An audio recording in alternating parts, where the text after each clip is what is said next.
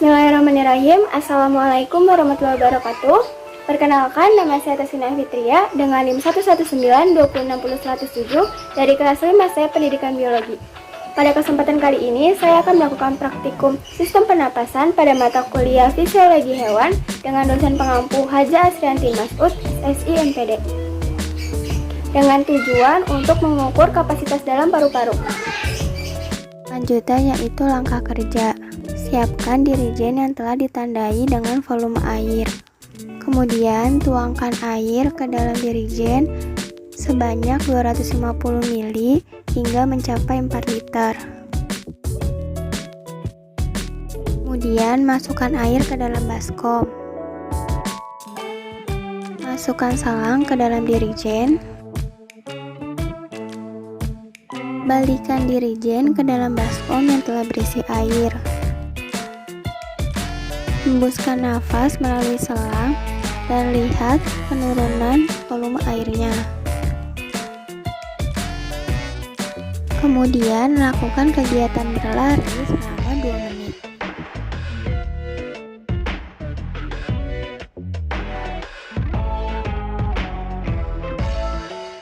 Setelah itu lakukan kegiatan pertama, yaitu lihat kembali kapasitas paru-paru dengan menghembuskan nafas pada dirigen yang telah berisi air dan lihat penurunan volume airnya. Selanjutnya yaitu alat dan bahan. Ada dirigen, selang, gelas ukur, air, baskom, lakban, dan spidol. Selanjutnya yaitu dasar teori. Sistem pernapasan adalah kumpulan organ yang melaksanakan pertukaran oksigen dari karbon dioksida dalam tubuh makhluk hidup. Sedangkan kapasitas paru adalah suatu kombinasi peristiwa-peristiwa sirkulasi paru atau menyatakan dua atau lebih volume paru, yaitu volume tidal, volume cadangan inspirasi, dan volume cadangan ekspirasi.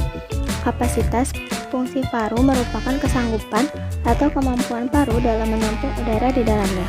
Fungsi paru ditampilkan dalam bentuk kapasitas vital paru. Kapasitas vital paru adalah jumlah udara maksimal pada seseorang yang berpindah pada satu tarikan nafas.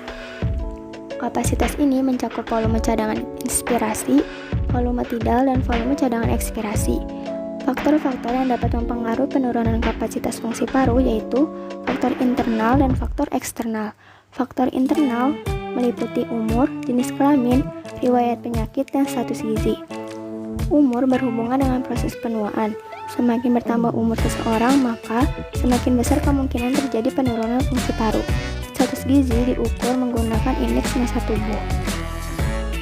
Dan faktor eksternal meliputi kebiasaan merokok dan kebiasaan olahraga. Menurut Putra 2006, merokok dapat menurunkan kapasitas vital paru yang lebih besar pada pria dewasa perokok dibanding dengan pria dewasa non-perokok. Hasil pengamatan. Berdasarkan praktikum yang telah dilakukan, didapatkan hasil bahwa nama Tasina Fitria, tinggi badan 150 cm, berat badan 42 kg, kapasitas paru-paru sebelum lari yaitu 1750, sedangkan sesudah lari yaitu 2000. Selanjutnya yaitu pembahasan. Berdasarkan hasil pengamatan, dapat dilihat bahwa dengan tinggi 150 cm dan berat 42 kg, memiliki kapasitas paru-paru sebelum berlari yaitu 1750, kemudian setelah berlari kapasitas paru-parunya menjadi 2000. Hal ini menunjukkan bahwa dengan adanya kegiatan seperti berlari atau berolahraga, tentunya akan meningkatkan kapasitas paru-paru, karena pada seseorang yang terlatih dengan latihan fisik, mempunyai kemampuan untuk menghisap udara lebih banyak dan dalam periode waktu yang lebih lama. Juga mampu menghembuskan keluar sisa-sisa pembakaran lebih banyak, karena otot-otot di sekeliling paru-parunya telah terlatih untuk melakukan kerja lebih banyak. Ketika kita melakukan aktivitas fisik, maka otot memerlukan suplai energi yang lancar dan stabil, sehingga diperlukan oksigen sebagai bahan bakar pembentukan energi secara kuat.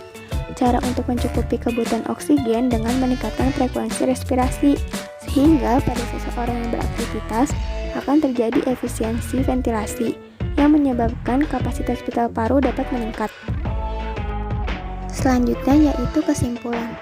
Berdasarkan praktikum sistem pernapasan ini, dapat diketahui bahwa kapasitas paru-paru pada setiap orang berbeda, baik pada bayi, anak-anak, maupun orang dewasa. Hal ini dipengaruhi oleh beberapa faktor, yaitu umur, jenis kelamin, riwayat penyakit, dan status gizi, sehingga pada setiap orang memiliki kapasitas paru-paru yang berbeda. Seseorang yang gemar melakukan aktivitas fisik biasanya memiliki kapasitas paru-paru yang lebih besar. Begitupun pada seseorang yang memiliki riwayat penyakit pada paru, sehingga dapat mengakibatkan berkurangnya kapasitas paru-paru. Selanjutnya yaitu pertanyaan. Yang pertama, apa pengaruh jenis kelamin terhadap kapasitas paru-paru? Laki-laki biasanya memiliki tingkat kapasitas paru-paru yang lebih tinggi dibandingkan dengan perempuan. Hal ini dikarenakan volume paru-paru wanita lebih kecil dibandingkan laki-laki. Rata-rata kapasitas vital paru pria dewasa yaitu 4,8 liter, sedangkan wanita dewasa 3,1 liter. Kapasitas paru-paru wanita lebih kecil dibandingkan laki-laki karena ukuran tubuh wanita lebih kecil. Selain itu, hormon reproduksi pada wanita telah terbukti menurunkan fungsi paru. Wanita memiliki area difusi yang lebih kecil daripada pria, dengan ukuran paru-paru yang sama yang dapat menyebabkan kinerja pernapasan dan fungsi paru-paru yang buruk. Tidak hanya itu, aktivitas laki-laki biasanya lebih berat sehingga membutuhkan pasokan energi yang lebih banyak. Pertanyaan yang kedua, sebutkan dan jelaskan faktor-faktor yang mempengaruhi kapasitas paru-paru manusia. Kapasitas paru-paru manusia dipengaruhi oleh beberapa hal, yaitu umur, jenis kelamin, kondisi kesehatan, riwayat penyakit, pekerjaan, kebiasaan merokok, olahraga, dan status gizi. Seperti pada umur misalnya, di mana anak-anak dan bayi lebih sering bernapas, yaitu 24-30 kali per menit, sedangkan pada orang dewasa yaitu 16-18 kali per menit. Meskipun pernapasan pada orang dewasa lebih sedikit daripada anak-anak dan bayi, akan tetapi kapasitas vital paru-paru orang dewasa lebih besar. Selain itu, kondisi kesehatan dan riwayat penyakit juga mempengaruhi kapasitas paru-paru. Misalnya, ketika kita sakit, maka kekuatan otot-otot pernapasan akan berkurang.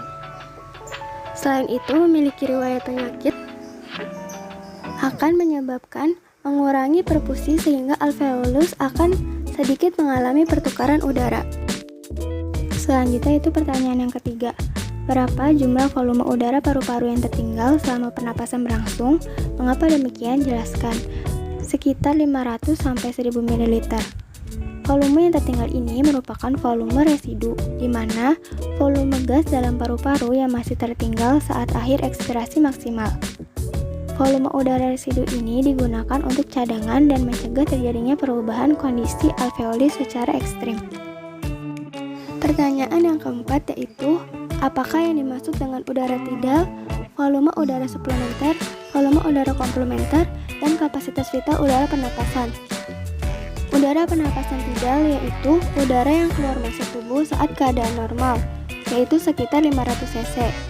Udara suplementer yaitu udara yang masih dapat dihembuskan saat ekspirasi maksimum, sebanyak 1500 cc.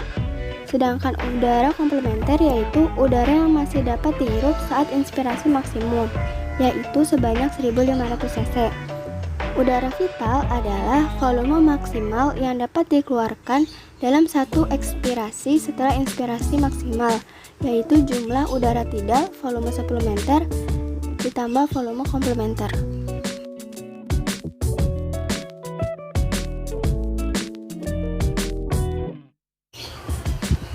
Sekian dari saya, mohon maaf bila terdapat kekurangan. Wabillahi taufiq wal hidayah. Wassalamualaikum warahmatullahi wabarakatuh.